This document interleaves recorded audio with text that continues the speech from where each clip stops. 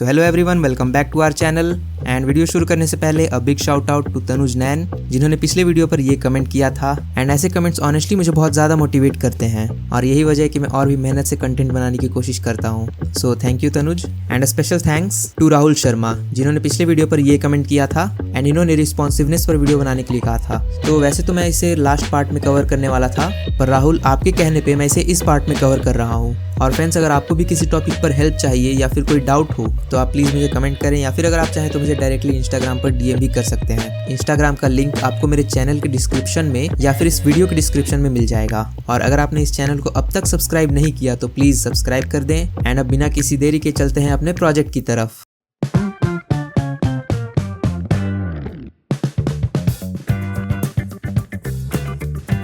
तो friends, last part में हमने अपने नैव बार को कंप्लीट कर लिया था। आज की इस वीडियो में हम इस हीरो सेक्शन को कंप्लीट करेंगे एंड साथ ही रिस्पॉन्सिवनेस क्या होता है उसे भी समझेंगे। तो इस हीरो सेक्शन को बिल्ड करने के लिए सबसे पहला काम हम इसके स्ट्रक्चर को ऑब्जर्व करेंगे। तो यहाँ हमें दिख पा रहा है कि यहाँ पहले तो एक हेडिंग है और अंदर इसमें कुछ टेक्स्ट लिखा हुआ है और ये एक बॉक्स के अंदर है। तो इस स्ट्रक्चर को कोड में कन्वर्ट कर लेते हैं और यहाँ VS कोड में सबसे पहले हम एक कमेंट देंगे और यहाँ हम लिख सकते हैं हीरो सेक्शन,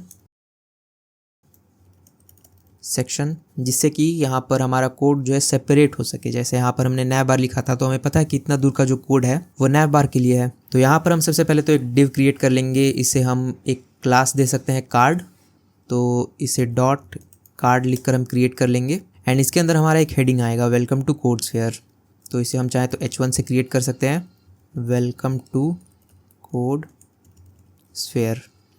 एंड इसके बाद हमारा एक पैराग्राफ, तो इसे कॉपी कर लेते हैं एंड यहाँ पर पैराग्राफ टैग लिखकर इसमें पेस्ट कर देंगे। और यहाँ से मैं वर्ड रैप ऑन कर लेता हूँ। तो हमारे हीरो सेक्शन का जो ओवरऑल स्ट्रक्चर था वो रेडी होकर यहाँ पर आ चुका है हमारे पास। ये कुछ ऐसा दिख रहा है। तो अब इसमें स्टाइलिंग अप्लाई कर देते हैं। उसके लिए हम इस कार्ड को एक्सेस करेंगे डॉट कार्ड से एंड इसे कलर दे देते हैं हम वाइट। टेक्स्ट कलर हमने यहाँ दे दिया वाइट। तो ये कुछ ऐसा दिख रहा है। इसके बाद हम क्या करते हैं, इस कार्ड को एक बैकग्राउंड कलर दे देते हैं जिससे कि हमें पता रहे कि ये कार्ड दिख कैसा रहा है। बैकग्राउंड कलर इसे हम अभी के लिए रेड दे देते हैं, उसके बाद में इसे चेंज कर देंगे। तो ये कुछ ऐसा लग रहा है। इसके बाद हम क्या करते हैं, इसमें कुछ पैडिंग ऐड कर देते हैं, पैडिंग 40 पिक्सल। तो ये कुछ ऐसा दिख रहा है। साथ ही हम इसके विड्थ को कम कर देते हैं टू 700 पिक्सल। तो ये कुछ ऐसा दिख रहा है। एंड इस डिव को सेंटर में लाने के लिए वैसे तो हम इस बॉडी को डिस्प्ले फ्लेक्स दे सकते हैं, लेकिन हमें क्या करना है, अगर आप इस वेबसाइट को ध्यान से देखें तो ये कई सेक्शंस में बटा हुआ है। जैसे एक हीरो सेक्शन हो गया, ये अबाउट सेक्शन हम इसे कह सकते हैं, और ये कॉन्टैक्ट सेक्शन। तो अगर आप यहाँ ध्यान से देखें तो हमारा जो भी सेक्शन है वो हमारे पूरे बॉडी का हाइट और विड्थ ऑक्यूपाई कर रहा है। यानी कि हम यहाँ क्या कर सकते हैं, हम इस पूरे कार्ड को एक अलग डिव में स्टोर करा के रख सकते हैं। ओके, एंड इस डिव को हम कंटेनर नाम दे सकते हैं, क्लास कंटेनर। एंड हम क्या करेंगे, यहाँ पे पहले तो इसे इसमें इंसर्ट कर देते हैं और यहाँ हम क्या करेंगे, इस कंटेनर क्लास को पूरा 100% हाइट और विड्थ दे देंगे। इससे क्या होगा, ये कंटेनर पूरा जो लेंथ है ये ऑक्यूपाई करेगा एंड इसको फिर हम सेंटर में कर देंगे। ओके, तो हम ऐसा काम बाकी सेक्शंस के साथ भी करेंगे, तो इसे आपको ध्यान में रखना है। तो यहाँ पर हम क्या करते हैं, इस कंटेनर क्लास को एक्सेस कर लेते हैं, कंटेनर। हम इसे एक मिनिमम हाइट दे सकते हैं 200 VH, 100 व्यू पोर्ट हाइट। और इसे बैकग्राउंड कलर दे देते हैं अभी के लिए, बैकग्राउंड कलर इसे हम दे देते हैं येलो। तो यहाँ हम देख सकते हैं कि जो हमारा कंटेनर है अब ये पूरे बॉडी को ऑक्यूपाई कर रहा है। इसके बाद इस कंटेनर को हम डिस्प्ले दे देते हैं फ्लेक्स। तो डिस्प्ले फ्लेक्स देते ही अब हमारा जो वेबसाइट है ये कुछ ऐसा दिख रहा है। तो पहले ये जो डिव था, ये डिस्प्ले फ्लेक्स देने से पहले इतना ही हाइट ऑक्यूपाई कर रहा था, पर डिस्प्ले फ्लेक्स देने के बाद ये 100% हाइट ऑक्यूपाई कर रहा है। ऐसा क्यों? तो यहाँ पर हमने कंटेनर को मिनिमम हाइट 100 VH का दिया है और इसे डिस्प्ले फ्लेक्स दिया। तो डिस्प्ले फ्लेक्स देने से क्या हुआ, इसके अंदर जो कार्ड इसका चाइल्ड था इसने भी अपने पेरेंट के जितना स्पेस ऑक्यूपाई कर लिया। ओके, इसलिए ये भी 100% हाइट ऑक्यूपाई करता हुआ हमें दिख रहा है। तो इसे फिक्स करने के लिए हम क्या करेंगे, यहाँ पर हम एक प्रॉपर्टी दे सकते हैं फ्लेक्स रैप का और इसे हम रैप पर सेट कर सकते हैं। एंड ये जो प्रॉपर्टी है ये रिस्पॉन्सिवनेस में भी काफ़ी ज़्यादा यूज़ होता है। तो इस प्रॉपर्टी को भी आपको ध्यान में रखना है अगर आप एक रिस्पॉन्सिव वेबसाइट बनाना चाहते हैं। ओके, फ्लेक्स रैप देने के बाद हम यहाँ पर जस्टिफाई कंटेंट प्रॉपर्टी देंगे जिसे हम सेंटर पे सेट कर सकते हैं। एंड इसके बाद हम अलाइन आइटम कर देंगे सेंटर। इससे ये जो हमारा एलिमेंट है ये हमारे बॉडी के सेंटर पे आ जाएगा। तो ये जो हमारा कार्ड था ये काफ़ी हद तक रेडी होके आ चुका है। इसके बाद हम क्या करते हैं, इस कार्ड के अंदर ये जो H1 है इसे स्टाइल दे देते हैं। तो हम इसे एक्सेस कर लेते हैं डॉट कार्ड स्पेस H1 से, और इसे एक हाइट दे देते हैं फॉन्ट साइज़, जिसे हम 40 पिक्सल पे सेट कर देते हैं, 40 पिक्सल, एंड पैडिंग दे देते हैं 20 पिक्सल के इक्वल। तो अब ये कुछ ऐसा दिख रहा है।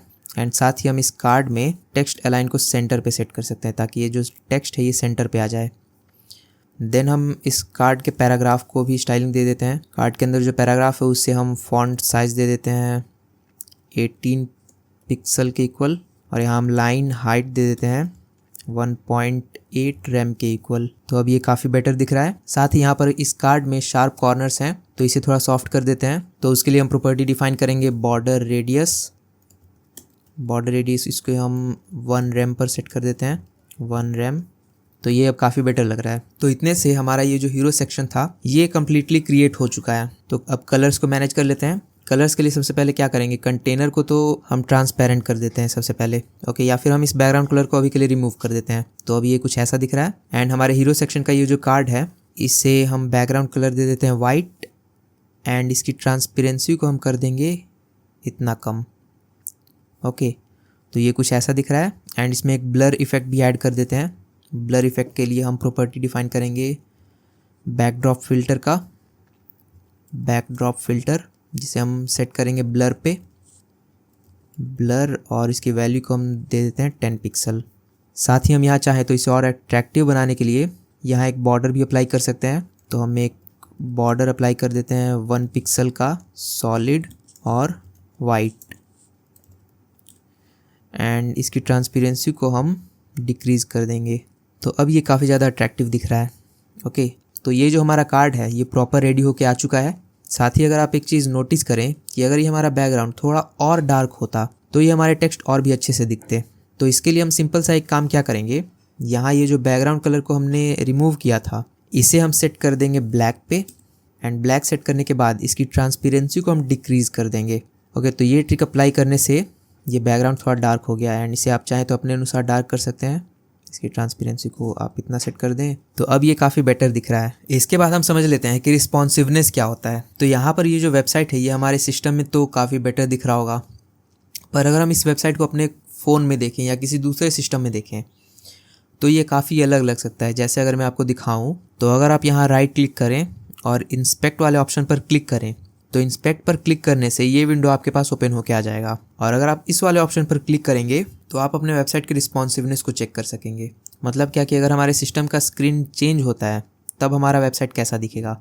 जैसे अभी हमारा स्क्रीन कुछ ऐसा है, ये अगर इंक्रीज़ हुआ तब कैसा दिखेगा। तो हमें एक प्रॉब्लम दिख रही है कि ये जो हमारा बैकग्राउंड है ये रिपीट कर रहा है। तो यहाँ से हमें एक प्रॉब्लम दिखा, तो इसे कैसे सॉल्व करेंगे, तो यहाँ आ जाएंगे जहाँ हमने अपने बैकग्राउंड को सेट किया था। तो यहाँ बॉडी में हमने बैकग्राउंड को सेट किया था, यहाँ पर एक प्रॉपर्टी देंगे बैकग्राउंड रिपीट, और इसे सेट कर देंगे नो रिपीट पे, ओके। तो नो रिपीट सेट करने से हमारे ये जो बैकग्राउंड रिपीट हो रहा था ये रिपीट नहीं होगा। पर हमें एक और प्रॉब्लम दिख रहा है कि अगर हमारा स्क्रीन बड़ा हो गया तो हमें कुछ ऐसा वेबसाइट देखने को मिलेगा जो कि ऑब्वियसली अच्छा नहीं लग रहा है। तो यहाँ हम क्या कर सकते हैं कि अगर ये जो इमेज है ये थोड़ा जूम हो जाता अपने स्क्रीन के अकॉर्डिंग तो वो काफ़ी बेटर होता। तो वो काम हम कैसे करेंगे, उसके लिए हम एक प्रॉपर्टी डिफाइन करेंगे बैकग्राउंड साइज़ का, बैकग्राउंड साइज़, और इसे हम सेट कर देंगे कवर पे, ओके। इससे क्या होगा कि हमारा ये जो बैकग्राउंड है ये हमारे पूरे सिस्टम के स्क्रीन को कवर करेगा, ओके। हमारा सिस्टम जो भी स्क्रीन लेगा ये उसके अनुसार एडजस्ट हो जाएगा अपने आप। तो अब आप देखें तो हमारा सिस्टम कोई भी स्क्रीन ले ये खुद ही एडजस्ट हो जा रहा है, ओके। तो ये काफ़ी बेटर है। तो बड़ी स्क्रीन के लिए तो हमने रिस्पॉन्सिवनेस को मैनेज कर लिया। अब हम देखेंगे कि छोटी स्क्रीन्स में रिस्पॉन्सिवनेस को कैसे मैनेज किया जाता है। तो छोटी स्क्रीन्स में रिस्पॉन्सिवनेस को मैनेज करने के लिए हम पढ़ते हैं मीडिया क्वेरीज के बारे में। अब ये मीडिया क्वेरीज क्या होती हैं, तो अगर हमें अपने एलिमेंट के डायमेंशन को चेंज करना है अपने स्क्रीन के डायमेंशन के अकॉर्डिंग तो उस केस में हम मीडिया क्वेरीज के बारे में पढ़ते हैं। तो पहले तो इसका सिंटैक्स देख लेते हैं। तो हम यहाँ सबसे पहले लिखते हैं @media, ओके, और ब्रैकेट्स लगा के स्क्रीन का विड्थ लिखते हैं। विड्थ या हाइट आप कुछ भी डिफाइन कर सकते हैं, ओके। जैसे यहाँ अगर हम देखें तो यहाँ गड़बड़ी विड्थ के कारण हो रही है, ओके। जैसे 800 विड्थ से अगर छोटा हो जाए हमारा स्क्रीन तो हम चाहते हैं कि हमारे इस एलिमेंट का साइज़ डिक्रीज़ हो जाए या चेंज हो जाए, ओके। तो यहाँ हम क्या लिखेंगे, हम यहाँ लिखेंगे मैक्स विड्थ और इससे हम सेट कर देंगे 800 पिक्सल पे। ओके, जब हमारा मैक्सिमम विड्थ 800 पिक्सल हो तो उस केस में हम इस कार्ड के विड्थ को डिक्रीज़ करना चाहते हैं। मतलब क्या, हम क्या करना चाहते हैं कि मैक्स विड्थ 800 पिक्सल पे हमारे डॉट कार्ड का जो विड्थ है वो डिक्रीज़ हो जाए। पहले कितना था ये, पहले 700 था, तो अब इसे हम 500 पिक्सल सेट करके देखते हैं। तो 500 पर ये इतना हो गया। ओके, दोबारा से अगर देखें तो 800 से पहले ये इतना बड़ा था और 800 के बाद कि जैसे हमारा स्क्रीन साइज़ 800 से छोटा होगा इसका साइज़ डिक्रीज़ कर गया। इसे आप चाहें तो और भी ज़्यादा डिक्रीज़ कर सकते हैं, जैसे 300 पिक्सल आई थिंक इनफ होगा। ओके, तो 300 पिक्सल काफ़ी ज़्यादा अच्छा लग रहा है। और अगर आप चाहें तो इस मीडिया क्वेरी को आप मल्टीपल टाइम्स भी डिफ़ाइन कर सकते हैं, जैसे यहाँ 466 पिक्सल पर भी आप एक मीडिया क्वेरी डिफ़ाइन कर सकते हैं कि अगर हमारा जो मैक्सिमम स्क्रीन साइज़ है, मैक्स विड्थ, वो हो जाए 46 पिक्सल। तो हमने यहाँ पर मैक्सिमम विड्थ डिफ़ाइन कर दिया 466 पिक्सल और यहाँ हम डॉट कार्ड को एक्सेस कर लेते हैं और इसके विड्थ को हम सेट कर देते हैं 200 पिक्सल। ओके, ये काफ़ी सही लग रहा है। अब तो ये पहले ऐसा था, स्क्रीन छोटा होने के बाद ये कुछ ऐसा शो होगा। और यहाँ हम चाहें तो इसमें पैडिंग भी इंक्रीज़ कर सकते हैं। पैडिंग हम पहले कितना दे रहे थे, कार्ड में हम 40 पिक्सल दे रहे थे, तो अब इसे हम 45 पिक्सल पर सेट कर सकते हैं। तो कार्ड तो हमारा अच्छा रिस्पॉन्सिवनेस शो कर रहा है। अब यहाँ अगर हम देखें तो ये जो हमारा पहले कंटेनर था इसके रिस्पॉन्सिवनेस को अब हमें सही करना है।